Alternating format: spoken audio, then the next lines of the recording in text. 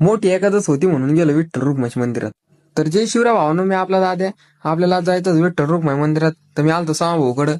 मी भाऊकडं आलतो, भाऊ ते साम्राज्य पाहत होतं. मग काय आपली भाऊची धन्नू रेडीच. मग धन्नूला घेऊन निघलो आम्ही. आणि तू मागच्या ब्लॉग मध्ये पाहिला भाऊची गाडीची काय हाल केली होती आपण. भाऊच्या टाकीच्या वरच टाकलं पाडून, पाहत कशी हाल दिसू राहिली गाडीची. तेवढंच आम्ही गावात आलो आणि छत्रपती शिवाजी महाराजांची मूर्ती बघा कशी छान दिसत. मग काय मारुतीराज मंदिरात आलतो आणि मंदिरात आम्ही मूर्ती दर्शन घेतले.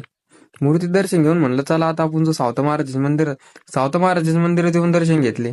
जात दत्त मंदिरात पण दर्शन घेतले. मग काय म्हटलं जात आलो जाता चालते रुटीनला देऊ पेट्रोल पण टाकून गाडीतलं पण पेट्रोल टाकून निघलो आम्ही. आणि रस्त्याने जात आम्हाला काय दिसलं तुम्हाला दाखवतो आता. पाहता लाल पाऱ्या नाही काय आता दिवसेंदिवस लय भरून चालले होता. पैठणची वारी होती, म्हातार लोकांना फुकट होतं. मग काय आम्ही आलो विठ्ठल रुक्माई मंदिरामध्ये आणि विठ्ठल रुक्माईची पूजा चालू होती. पूजा चालू असताना मग काय आपण म्हणलं दर्शन घेऊ. बघा आता विठ्ठल रुक्माईची पूजा घेतली. आम्ही विठ्ठल रुक्माई मंदिराची फेरी घेत होतो. तेवढं इथं कीर्तन भजन चालत एकदम सुंदरपणे. आम्ही आता काय इथं बसलो एका साईडला. चाला म्हणलं सांगून आम्ही बसू आता एका साईडला. एका साईडला बसलो ना पहिला. आता एकदम जुनं बांधकाम होतं. बघा निवांत बसला ते. आता काय दर्शन घेतले. चला म्हणलं आता घरी जाऊ. घरी जातात सन्नीस पप्पा दिसले भाऊ. मग मला मग काय भाऊ म्हणलं पाहिजे पप्पा.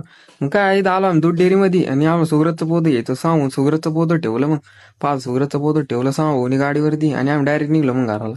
असंच आमचे ब्लॉग पहा आणि फॉलो करा. आता नवीन ब्लॉग पाहायसाठी आपल्याला नक्की फॉलो करा भाऊ तुम्ही.